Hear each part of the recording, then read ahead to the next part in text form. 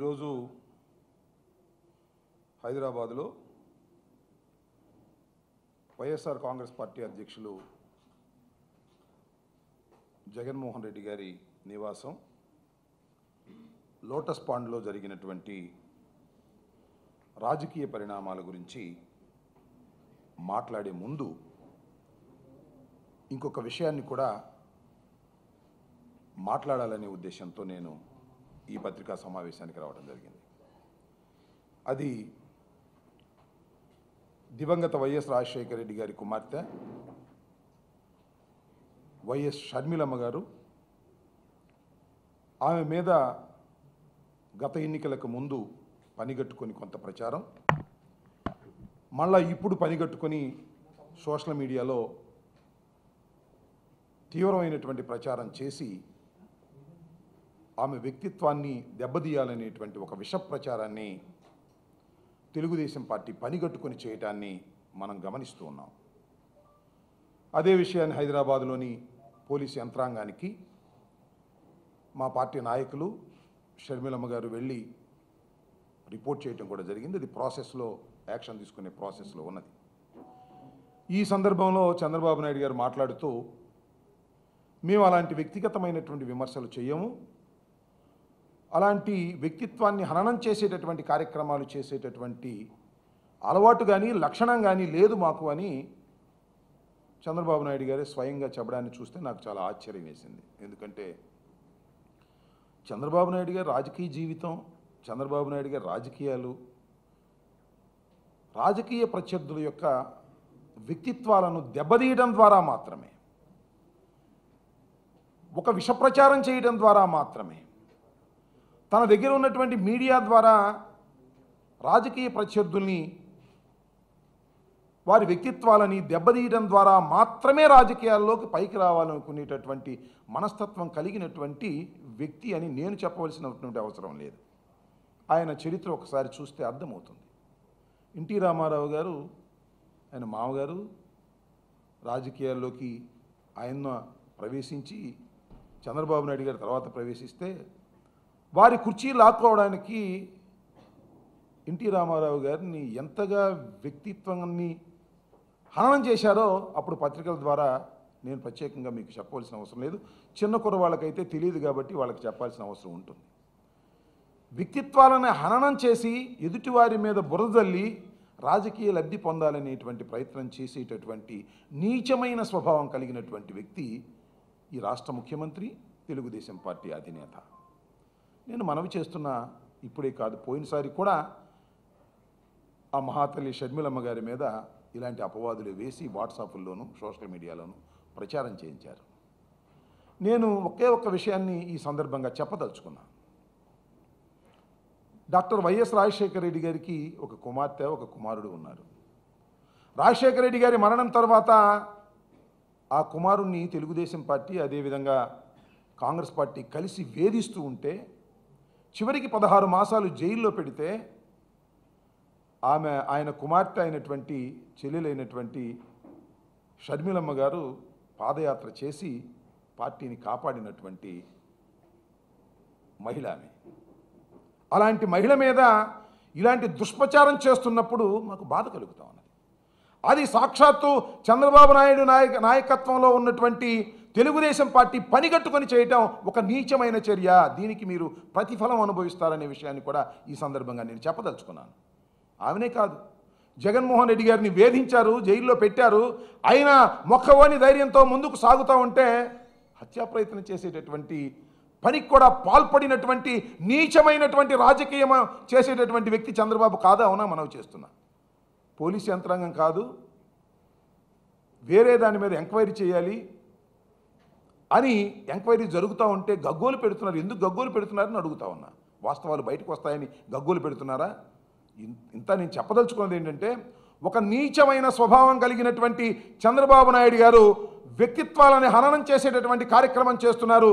దీన్ని దయచేసి ప్రజలు అర్థం చేసుకోవాలని ఈ సందర్భంగా మీ ద్వారా, మీడియా ద్వారా ప్రజలకందరికీ మనవి చేస్తున్నాను. చంద్రబాబు ఒక నీచమైనటువంటి మనస్తత్వం కలిగినటువంటి వ్యక్తి అని మరొక్కసారి ప్రజలు గమనించాలని ఈ షర్మిలమ్మ గారి మీద చేస్తున్నటువంటి దుష్ప్రచారం సందర్భంగా మీరు తెలుసుకోవాలని ఈ సందర్భంగా నేను కోరుతూ ఉన్నాను. ఇక రెండో అంశం, ఈరోజు హైదరాబాదులో ఒక రాజకీయ పరిణామం జరిగింది.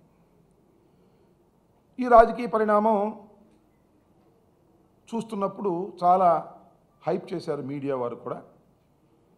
చాలా ఉత్కంఠతగా తెలుగు ప్రజలు, రెండు రాష్ట్రాల ప్రజలు ఉత్కంఠతగా ఎదురు చూశారు ఏం జరుగుతుంది ఏమిటి అని.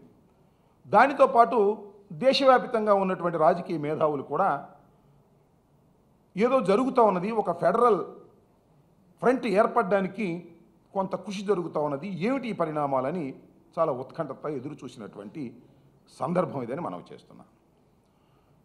ఒక పక్కన దేశ ప్రజలు, రాష్ట్రాల ప్రజలు, మేధావులు ఎదురు చూస్తుంటే చిత్రం ఏంటంటే మరొక పక్కన తెలుగుదేశం పార్టీ వారు శోకాలు పెడుతున్నారు.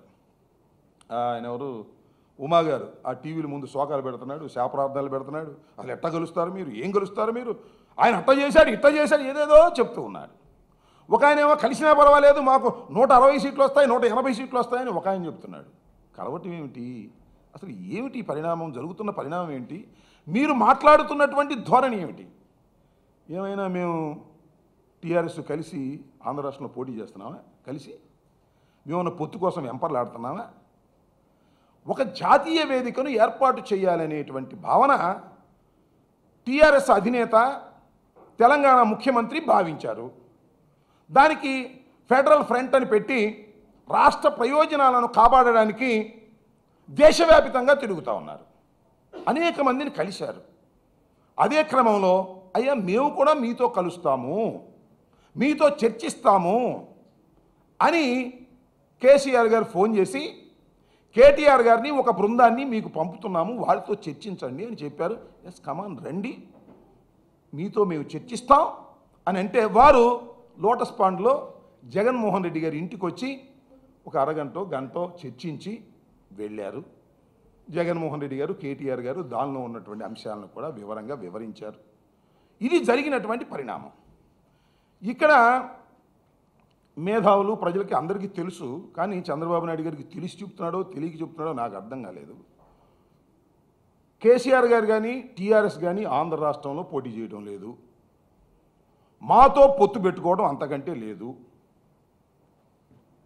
ఇప్పుడు జరుగుతున్న పరిణామం ఏమిటంటే ఆ రాష్ట్రంలో వాళ్ళకి కొన్ని సీట్లు ఉన్నాయి, మా రాష్ట్రంలో మాకు కొన్ని సీట్లు ఉన్నాయి, మేము పోటీ చేస్తాం. పోటీ చేసిన తర్వాత జాతీయ స్థాయిలో ఒక ఫెడరల్ ఫ్రంట్ ఏర్పాటు చేసుకొని కేంద్ర ప్రభుత్వంతో వచ్చేటటువంటి సక్రమమైనటువంటి నిధులను కానీ హక్కుల్ని కానీ మనం గట్టిగా వసూలు చేసేటటువంటి కార్యక్రమంలో మనం కలిసిమెలిసి ఉండాలి అనేటువంటి ఒక ప్రతిపాదనని మా టేబుల్ మీద పరిశీలనకు వచ్చింది, పరిశీలిస్తున్నాం, చర్చిస్తున్నాం.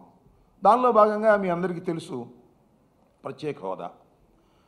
ఈ ప్రత్యేక హోదా ఈ ఫెడరల్ ప్రభుత్వం, ఫెడరల్ ఫ్రంట్ ప్రత్యేక హోదాకి సహకరిస్తుందా లేదా అంటే ఎస్ మేము సహకరిస్తామని సాక్షాత్తు కేసీఆర్ గారు, పక్క రాష్ట్ర ముఖ్యమంత్రి గారు మీ రాష్ట్రానికి ప్రత్యేక హోదా ఇవ్వడం ధర్మం అని చెప్పిన తర్వాత ఆయనకి భోజనం పెట్టి మీతో చర్చిస్తే తప్ప, అది ఇదేమన్నా ఘోరమా, ఇదేమన్నా అన్యాయమా? అరే ఎంత రంకెలేస్తున్నారని నాకు అర్థం కాలేదు. తెలంగాణకి ఆంధ్ర రాష్ట్ర ప్రయోజనాలను తాకట్టు పెట్టేస్తున్నాడు జగన్మోహన్ రెడ్డి గారు. కేసుల్ని భయపడి కేసీఆర్తో కలిసిపోతున్నాడు. ఏం మాట్లాడుతున్నారు మీరు? నేను ఒకే ఒక్క విషయాన్ని అడుగుతా ఉన్నా చంద్రబాబు నాయుడు గారిని, చంద్రబాబు నాయుడు గారి బృందాన్ని. అయ్యా చంద్రబాబు నాయుడు గారు మొన్న ఈ మధ్యనే ఎన్నికలు జరిగాయి. ఎన్నికలు జరిగినప్పుడు మీరు కాంగ్రెస్ పార్టీతో వెళ్ళారు, ఓడిపోయారు. ఇది అంశం ఒకటి. కాంగ్రెస్ పార్టీతో వెళ్ళక ముందు మీరేం చేశారు? మీరే చెప్పారు, మేం చెప్పలా. మీరే చెప్పారు. ఏం చెప్పారు? మేము కేసీఆర్ని అడిగాం, మనం కలిసి పనిచేద్దాం, కలిసి పోటీ చేద్దాం, మీ కొన్ని సీట్లు ఇవ్వండి. మొన్న 13 తీసుకున్నారు, ఇక్కడ 15, 16 అడిగాడు. అడిగితే కేసీఆర్ ఏమన్నాడు? చిబా నీతో సంబంధం ఏంటి మాకు, నువ్వు పెద్ద దుర్మార్గుడివి, నీతో మేము పొద్దు పెట్టుకోం పో అంటే పోయి కాంగ్రెస్ పార్టీ దగ్గరికి వెళ్ళావు. వాళ్ళకి సిగ్గు శరం లేదు కాబట్టి నీతో పొత్తు పెట్టుకున్నారు, ఓడిపోయారు. ఇవాళ నువ్వేమంటున్నావు? కేసీఆర్తో పొత్తు పెట్టుకోవడానికి ప్రయత్నం చేసినటువంటి చంద్రబాబు నాయుడు గారు పొత్తు కాదు పొమ్మన్న తర్వాత ఇవాళ చర్చలు జరపడమే తప్పు, మేము పొత్తుకెళ్ళలేదు, గుర్తుపెట్టుకోవాలి ప్రజలందరూ కూడా. చంద్రబాబు నాయుడు గారు కూడా గుర్తుపెట్టుకోవాలి, మేము పొత్తుకు వెళ్ళడం లేదు. 175 సీట్లకి ధైర్యంగా పోటీ చేసే శక్తి, సామర్థ్యం జగన్మోహన్ రెడ్డి గారికి, వైఎస్ఆర్ కాంగ్రెస్ పార్టీకి ఉన్నది. మేము కేసీఆర్ గారితోనూ కేటీఆర్ గారితోనూ చర్చలు జరుపుతున్నది దేశవ్యాపితంగా ఉన్నటువంటి ఒక వేదికను ఏర్పాటు చేసే క్రమంలో మాతో వారు చర్చించడానికి వచ్చినప్పుడు ఆహ్వానించి మర్యాదగా వారితో చర్చలు జరిపితే ఏందయ్యా గంగవెర్రి వ్యక్తులు పోతున్నారు మీరు? నాకు అర్థం కాలేదు. అదే స్వామి చెప్పినట్టు ఏనుగు వెళ్తుంటే కుక్కలు మరిగినట్టుగా ఇవాళ లోటస్ పాండ్లో జరుగుతుంటే కుక్కలు మరిగినట్టుగా ఎందుకయ్యా టీవీల్లో మరుగుతారు? నాకు అర్థం కాలేదు. ఆయన దేవినేని ఉమాగాడు చెబుతున్నాడు, కేసీఆర్ అలాంటి వాడు, కేసీఆర్ ఇలాంటి వాడు, కేసీఆర్ అప్పుడు అలా చేశాడు, ఇప్పుడు ఇలా చేశాడు, ఆంధ్రోళన తిట్టాడు, వాళ్ళని తిట్టాడు. అయ్యా ఎన్ని తిట్టాడు కరెక్టే ఒప్పుకుందాం. మరి మీరు ఎందుకు అడిగారా ఆయన్ని పొత్తు పెట్టుకుంటామని? ఆ రోజున మీకు గుర్తులేదా? మీ చంద్రబాబు నాయుడు గారికి గుర్తులేదా? చంద్రబాబు నాయుడు గారికి నువ్వు చెప్పలేదా? ఊరినే శోకాలు పెడుతున్నావు వాళ్ళ పోలవరానికి ఏదో గందరగోళం చేశాడని చెప్తున్నావు. ఆ రోజున మీరెందుకు కేసీఆర్ కాళ్ళు పట్టుకోవడానికి ప్రయత్నం చేశారు, సీట్లు ఎగడానికి ప్రయత్నం చేశారు? ఎక్కడో కాదు అది. పాపం హరికృష్ణ గారు చనిపోతే అక్కడ పరామర్శించడానికి వస్తే వారి దగ్గర పట్టుకొని మనం పొత్తు పెట్టుకుందాం, మనం పొత్తు పెట్టుకుందాం అని ఎందుకు అడిగారయ్యా? ఆ రోజున మీకు బుద్ధి జ్ఞానం లేదా? మీరు పొత్తు పెట్టుకుంటేనేమో అది రాజకీయ ప్రయోజనాలు, రాష్ట్ర ప్రయోజనాలు. మేము చర్చలు జరిపితే తాకట్టు పెట్టినట్ట. ఏమిటి అన్యాయం అంటున్నా? దుర్మార్గమైన ఆలోచన చేస్తున్నావు చంద్రబాబు నాయుడు గారు. ఇది ధర్మం కాదని మనం చేస్తున్నా. మేము చాలా స్పష్టంగా చెప్తున్నాం. ఇవాళ ఒకే ఒక అంశం, ఈ రాష్ట్రానికి మొట్టమొదటి నుంచి జగన్మోహన్ రెడ్డి గారు, వైఎస్ఆర్ కాంగ్రెస్ పార్టీ చెబుతున్నది ఒక్కటే, ఈ రాష్ట్రానికి ప్రత్యేక హోదానే దిక్కు. ప్రత్యేక హోదా వల్లనే చీలిపోయినటువంటి రాష్ట్రం అభివృద్ధి పదంలోకి పయనిస్తుంది. దానికోసం ఎంత కష్టమైనా పడతాం, దానికోసం ఎంత పోరాటమైనా చేస్తామని పోరాటాన్ని చేస్తున్నటువంటి వ్యక్తి జగన్మోహన్ రెడ్డి అని మనం చేస్తున్నాం. ఏమయ్యా చంద్రబాబు నాయుడు గారు మీరేమన్నారు? ప్రత్యేక హోదా అవసరం లేదన్నారు, ప్రత్యేక హోదా దండగన్నారు, మీకు తెలియదన్నారు. మళ్ళీ మీరే ప్లేట్ ఫిరాయించి ప్రత్యేక హోదా లేకపోతే కుదరదని చెప్పేసి కేంద్రం మీద ఇవాళ దాడి చేస్తున్నాం, ధర్మ పోరాటం చేస్తున్నామని మీరు చెబుతున్నారే. ఇవాళ కూడా మేము చెప్తున్నాం. ఇవాళ కేసీఆర్ గారు, కేటీఆర్ గారు వచ్చినప్పుడు ప్రధానమైన చర్చ ఒకటే, రాష్ట్ర ప్రయోజనాలు. ఈ రాష్ట్రానికి ఏ ప్రయోజనాలు జరుగుతాయి? ప్రత్యేక హోదా సాధనలో ఫెడరల్ ఫ్రంట్ ఉపయోగపడుతుందా లేదా? మీ అభిప్రాయం ఏమిటి అని మేము అడిగితే ఇందాక చెప్పారు కేసీఆర్ గారు, కేటీఆర్ గారు ఇంతకుముందు కూడా చెప్పారు, ఆంధ్ర రాష్ట్రానికి ప్రత్యేక హోదా ఇవ్వడం ధర్మమని పక్కనే ఉన్నటువంటి రాష్ట్రం చెబుతున్నప్పుడు వారిని మనం సంప్రదించడం తప్ప, వాటితో చర్చించడం తప్ప? చెప్పండి చంద్రబాబు నాయుడు గారు. మీరు ఏదేదో చెప్తున్నారు, ప్రత్యేక హోదా ఇస్తామని చెప్పినటువంటి ప్రభుత్వంతో కలిసిమెలిసి పనిచేసి ఎగ్గొట్టినటువంటి దుర్మార్గమైనటువంటి మనస్తత్వం, దుర్మార్గమైనటువంటి రాజకీయం చేసినటువంటి మీరు ప్రత్యేక హోదా కోసం పాకులాడుతున్నటువంటి రాజకీయ పార్టీ వైఎస్ఆర్ కాంగ్రెస్ పార్టీ అని మనం చేస్తున్నాం. ప్రత్యేక హోదా కోసం ఎంత దూరమైనా వెళ్ళి పోరాటం చేయడానికి సిద్ధపడినటువంటి రాజకీయ పార్టీ వైఎస్ఆర్ కాంగ్రెస్ పార్టీ అని మనం చేస్తున్నాం. ఎన్నో నిరాహార దీక్షలు చేశాం, ఉద్యమాలు చేశాం, విద్యార్థుల్ని చైతన్యపరిచాం. ఇవాళ ఫెడరల్ ఫ్రంట్ వస్తుంది అంటే దానిలో మన అంశాలు ఏమైనా పనికొస్తాయా లేదా? మన రాష్ట్రానికి ప్రయోజనం జరుగుతుందా లేదా? ఏమిటండి మా రాష్ట్రం దెబ్బతినిపోయినటువంటి రాష్ట్రం. ఈ రాష్ట్రానికి ప్రత్యేక హోదా మీరు కూడా సపోర్ట్ చేస్తారా అంటే వాళ్ళు సపోర్ట్ చేస్తామని అన్నప్పుడు వారితో చర్చించడం, వారికి భోజనం పెట్టి మంచిగా పంపించడం తప్ప దుర్మార్గమా? ఏమిటి, ఏం మాట్లాడుతున్నారు రాజకీయాలు? ఒక పద్ధతి ప్రకారం వెళుతున్నటువంటి రాజకీయ పార్టీ వైఎస్ఆర్ కాంగ్రెస్ పార్టీ. మేమేమి సీట్ల కోసం కక్కుర్తి పడడం లేదు. కేసీఆర్ గారు, కేటీఆర్ గారు ఇక్కడికి వచ్చి మాకు సీట్లు ఇచ్చి కారు గుర్తు మీద 5 సీట్లు 10 సీట్లు వాళ్ళకి ఇచ్చి మేము పోటీ చేయటం లేదు. ఒక పద్ధతి ప్రకారం జాతీయ రాజకీయాల వేదిక తప్ప ఇది రాష్ట్రంలో పొత్తులు కాదు. చంద్రబాబు నాయుడు గారు గుర్తుపెట్టుకోమని మనం చేస్తున్నాం. ఏదో మేము రాష్ట్రంలో పొత్తులు కలిసిపోతున్నట్టు, రాష్ట్రంలో వారికి ఏదో సీట్లు ఇస్తున్నట్టు. కేటీఆర్ గారు ఇక్కడికి వచ్చి ప్రచారం చేస్తే మీకు 160 సీట్లు వస్తాయి, ఇదంతా మాకంతా ఉపయోగమేను. ఉపయోగమైతే ఎందుకయ్యా గగ్గోలు పెడతారు? కాముగా కూర్చోవచ్చు కదా, మీకు ఉపయోగం జరుగుతుంది మేము చేసే చర్యల వల్ల. మీరు కాముగా కూర్చోవచ్చు కదా, ఎందుకు గగ్గోలు పెడుతున్నారు, ఎందుకు శోకాలు పెడుతున్నారు? ఇది దుర్మార్గం. మీరు ఏది చెబితే అది జరుగుతుందని మీరు అనుకుంటున్నారు. ఈ పత్రికలు కూడా ఏది చెబితే అది రాసే ప్రయత్నం చేస్తున్నారు. ఇది దుర్మార్గమైనటువంటిది. ఒక మంచి ఆలోచన జరుగుతూ ఉన్నది ఈ రాష్ట్రంలో.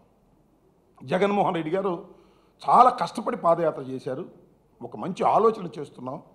ఈ రాష్ట్రాన్ని భవిష్యత్తులో అభివృద్ధి చేసేందుకు ఏ విధమైన మార్గాలు ఉన్నాయి, ఏ విధంగా ముందుకు సాగాలి అనే దాని మీద ఆలోచన క్రమంలో ఇవాళ కేసీఆర్ గారి ఆహ్వానం, కేటీఆర్ గారు రావడం ఒక మంచి పరిణామంగానే ఇది రూపుదిద్దబోతుందనేటువంటి భావన మాకున్నది. చూద్దాం, మంచి పరిణామం అయితే వెల్కమ్ చేస్తాం, మంచి పరిణామం కాకపోతే వెల్కమ్ చేయం. అల్టిమేట్గా ఒకటే గుర్తుపెట్టుకోండి, అల్టిమేట్గా రాష్ట్ర ప్రయోజనాలే వైఎస్ఆర్ కాంగ్రెస్ పార్టీ ప్రధాన ధ్యేయం. ఇవాళ ఇక్కడ 25 సీట్లు ఉన్నాయి, అక్కడ 17 సీట్లు ఉన్నాయి. మొత్తం 42 సీట్లుగా ఉన్నటువంటి ఆంధ్రప్రదేశ్ రెండుగా చీలిపోయింది, బలహీనపడిపోయింది. కానీ ఇలాంటి కలయికలు జరగడం వలన ఒక బలమైన శక్తిగా రూపుదిద్దుతుందేమో, బలమైన శక్తిగా రూపుదిద్ది ప్రత్యేక హోదా ఇవ్వక తప్పని పరిస్థితి కేంద్ర ప్రభుత్వాలకి ఏర్పడుతుందేమో, ఏర్పడాలి అనేటువంటి వెదుకులాటలో మేము ఉన్నామయ్యా. ఆ వెదుకులాటలో కూడా మీరు ఏదేదో చూసి భయపడితే తప్పది. ఈ రాష్ట్ర ప్రయోజనాలే మాకు ప్రధానం, బాగుపడాలి ఈ రాష్ట్రం. చీలిపోయి నష్టపోయాం, నీ మాటలిని మరింతగా నష్టపోయాం. అమరావతి అద్భుతమని చెప్పి నాశనం చేస్తున్నావు నువ్వు, కేవలం కమిషన్ల కోసం కక్కుర్తి పడుతున్నావు. చివరికి కనకదుర్గమ్మ వారిది కూడా పూర్తి చేయలేనటువంటి దుర్మార్గమైనటువంటి పరిస్థితుల్లో నువ్వు ఉన్నావంటే ఇంక నువ్వేం అడ్మినిస్ట్రేషన్ చేస్తున్నావో నాకు అర్థం కాలేదు చంద్రబాబు నాయుడు గారు. మేము మంచిగా చాలా దృఢ సంకల్పంతో ముందుకు వెళుతున్నటువంటి రాజకీయ పార్టీ వైఎస్ఆర్ కాంగ్రెస్ పార్టీ. ప్రతి విషయంలోనూ రాష్ట్ర ప్రయోజనాన్ని మేము పెట్టుకుని ఉంటాం, రాష్ట్ర ప్రయోజనాన్ని మేము ప్రత్యేకంగా చూసుకుంటూ ముందుకు వెళ్ళేటటువంటి పరిస్థితిలో మేము ఉంటాం తప్ప మరొకటి కాదనే విషయాన్ని దయచేసి చంద్రబాబు నాయుడు గారు అండ్ కంపెనీ గుర్తుపెట్టుకోవాలి. అనవసరంగా పిచ్చి పిచ్చిగా మాట్లాడి రాష్ట్ర ప్రయోజనాలను దెబ్బతీసే విధంగా మీరు వెళ్ళవద్దని ఈ సందర్భంగా నేను మనవి చేస్తూ, రాష్ట్ర ప్రజలు కూడా ఆలోచన చేయాలి, ఈ మంచి పరిణామాలను ఆహ్వానించేటటువంటి క్రమంలో మీరందరూ కలిసి రావాలని ఈ సందర్భంగా నేను హృదయపూర్వకంగా వైఎస్ఆర్ కాంగ్రెస్ పార్టీ తరఫున కోరుకుంటూ ఉన్నాం. ఇంకా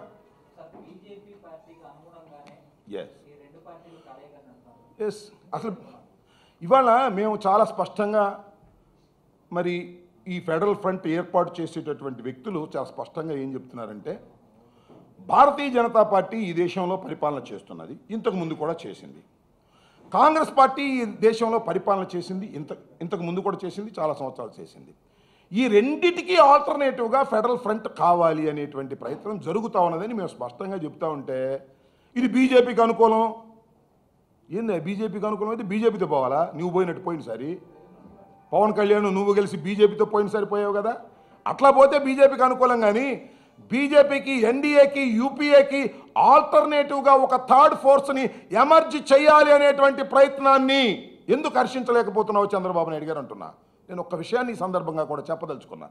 దేశవ్యాపితంగా భారతదేశానికి స్వాతంత్రం వచ్చిన కొత్తలో కమ్యూనిస్టులు, కాంగ్రెస్ పార్టీ వాళ్ళు దేశవ్యాప్తంగా ఉండేవారు, దేశవ్యాప్తంగా వారికి బలం ఉండేది. కానీ రాను రాను కాలానుగుణంగా జాతీయ పార్టీలు బలహీనపడిపోయాయి, ప్రాంతీయ పార్టీలు బలమవుతున్నటువంటి దశ.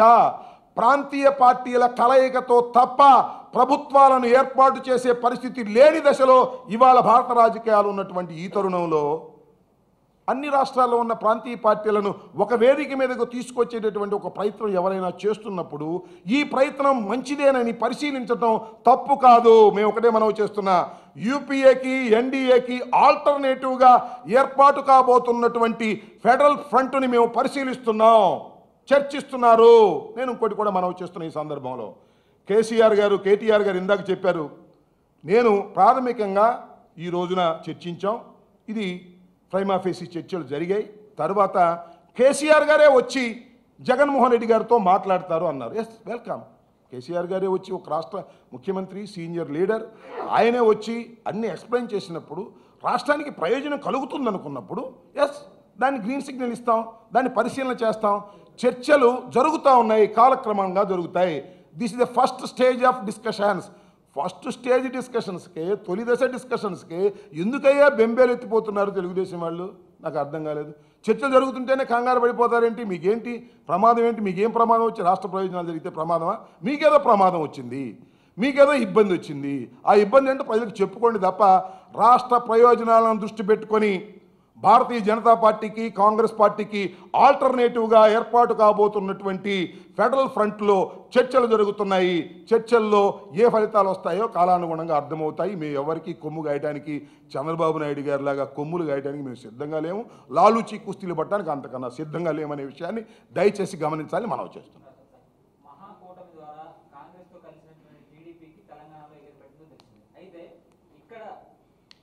రాష్ట్రానికి రాష్ట్ర అభివృద్ధికి అడ్డుపడుతున్న టీఆర్ఎస్ పార్టీ కనుక వైఎస్ఆర్సీపీ కలిస్తే ఆంధ్రప్రదేశ్లో వైసీపీకి దెబ్బపడుతుందని చెప్పి వామపక్షాలు ఆలోచిస్తుంది. ఒక్క విషయం, వామపక్షాలు ఆరోపించినా ఎవరు ఆరోపించినా మేము టీఆర్ఎస్తో కలవటం లేదు. ఫర్ యువర్ కైండ్ ఇన్ఫర్మేషన్, టీఆర్ఎస్తో కలిసి మేము ఇక్కడ పోటీ చేయటం లేదు. టీఆర్ఎస్తో కలిసి మేము అక్కడ పోటీ చేయటం లేదు. ఏ రాజకీయ పార్టీతో కలిసి మేము పోటీ చేయటం లేదు. ఇది ఒక జాతీయ అవగాహన. మీరు గమనించవలసింది ఏంటంటే ఒక జాతీయ అవగాహన, ఒక వేదిక, ఫెడరల్ వేదిక. ఇప్పుడు మేము మా సీట్లు వారి సీట్లు అన్ని సీట్లు కలిసి ఒక వేదికగా ఏర్పడి రాష్ట్ర ప్రయోజనాల కోసం పోరాడాలనేటువంటి దృక్పథంతో ఏర్పాటు చేస్తున్నటువంటి ఒక వేదికని మేము చర్చిస్తున్నాం. దానికి ఎందుకు కంగారు పడతారు? మేమైనా మహాకూటమిగా ఏర్పడుతున్నావా, లేకపోతే అందరూ కలిసి ఏమైనా సీట్లు సర్దుబాటు చేసుకుంటున్నారా? కానే కాదు. ప్రాంతీయ పార్టీలు ఒకరికొకరు మాట్లాడుకొని ఒక వేదికగా ఏర్పాటయ్యి కేంద్ర ప్రభుత్వం మెడలు వంచి నిధులు సాధించేందుకు ప్రయత్నం చేస్తున్నాం. లేదా కేంద్ర ప్రభుత్వంలోనే మా ప్రమేయంతోనే ప్రభుత్వాలు ఏర్పడే దశ వస్తే దాన్ని కూడా మేము చూస్తాం. దీనికి కంగారు పడాల్సిన అవసరం ఇదే మహాకూటమి కాదు. మేము ఓట్లు సీట్లు షేర్ చేసుకోవడం లేదు. దీన్ని గమనించాలి. కన్ఫ్యూజ్ కావద్దు. చంద్రబాబు నాయుడు గారు కన్ఫ్యూజ్ చేస్తారు. కన్ఫ్యూజ్ కావద్దని మనవి చేస్తున్నాను. చంద్రబాబు నాయుడు గారు మళ్ళా సాయంత్రమో లేకపోతే రేపో వచ్చి 2 గంటల సేపు సుత్తేస్తాడు దీని మీద. దానిలో ఏం అనుమానం లేదు. ఏదో కన్ఫ్యూజ్ చేస్తాడు. నేను ఆ 2 గంటలు ప్రెస్ మీట్ పెట్టి సుత్తి వేసి టీవీల వారు ఎవరైనా లైవ్లు ఇవ్వకపోతే వారిని మళ్ళా ఫోనులు చేసి బెదిరించి లైవ్లు ఇప్పిస్తారు. దయచేసి అందరూ వినండి. ఆయన ప్రెస్ మీట్ చెప్పే ముందు ఒక్క ప్రశ్నకు సమాధానం సూటిగా చెప్పి ప్రెస్ మీట్ చెప్పండి. ఆ ప్రశ్న ఏమిటంటే, అయ్యా చంద్రబాబు నాయుడు గారు, మీరెందుకు కేసీఆర్తో ముందుకు వెళ్ళాలనుకున్నారు? ఆ రోజుకి ఈ రోజుకి మార్పు ఏమిటి? మేము చర్చలు జరిపితేనే తప్పు, మీరేమో వెళ్ళి ఆయనతో పాటు ఎన్నికల్లో పాల్గొని సీట్లు సర్దుబాటు చేసుకుని పోటీ చేయడానికి ఎందుకు తాపత్రయపడ్డారో దీనికి సమాధానం చెప్పి మీరు ప్రెస్ మీట్ చేస్తే బాగుంటుంది. దయచేసి ప్రజల్ని ఇసుకించొద్దు గంటల తరబడి. ప్రజలు తీరిగ్గా లేరనే విషయాన్ని కూడా దయచేసి గుర్తుపెట్టుకోండి. చంద్రబాబు నాయుడు గారు కన్ఫ్యూజ్ చేస్తే ప్రజలు కన్ఫ్యూజ్ కావద్దని కూడా ఈ సందర్భంగా చెప్పదలుచుకున్నారు. కాంట్రాక్టర్లకు కక్కుర్తి పడాల్సిన అవసరం మాకేం పని? కాంట్రాక్టర్లకు కక్కుర్తి పడవలసిన అవసరం కానీ, కమిషన్లకు కక్కుర్తి పడవలసిన అవసరం కానీ చంద్రబాబు నాయుడు గారికి ఎందుకు? చంద్రబాబు నాయుడు గారు మరి కేసీఆర్ని, ఇంత దుర్మార్గమైనటువంటి కేసీఆర్ని, ఇంత వ్యతిరేకమైన కేసీఆర్ని ఎందుకు పిలిచావయ్యా? మన అమరావతి నిర్మాణం అది శంకుస్థాపనకి ఎందుకు పిలిచావు? ఆయన యాగం చేస్తుంటే నువ్వెందుకు ఎగ్గట్టుకెళ్ళావు? అంటే నీతో ఫ్రెండ్షిప్ అయితేనేమో రాష్ట్ర ప్రయోజనాలు, మేము చర్చిస్తేనే అన్యాయం. ఏంది ఇది? బుద్ధి జ్ఞానం ఉండాలి దేనికైనా. వయసురాగానే సరిపోదు. కాస్త ఆలోచించేటప్పుడు బుద్ధితో ఆలోచించాలా. మనం చెబితే ప్రజలు నమ్మే విధంగా చెప్పాలి తప్ప పచ్చి అబద్ధాలు ఆడేటువంటి పరిస్థితుల్లో దయచేసి చంద్రబాబు నాయుడు గారు లాంటి సీనియర్ నాయకులు ఉండటం చాలా దురదృష్టకరమైనటువంటి పరిణామం. For more updates, please subscribe 99 TV Telugu.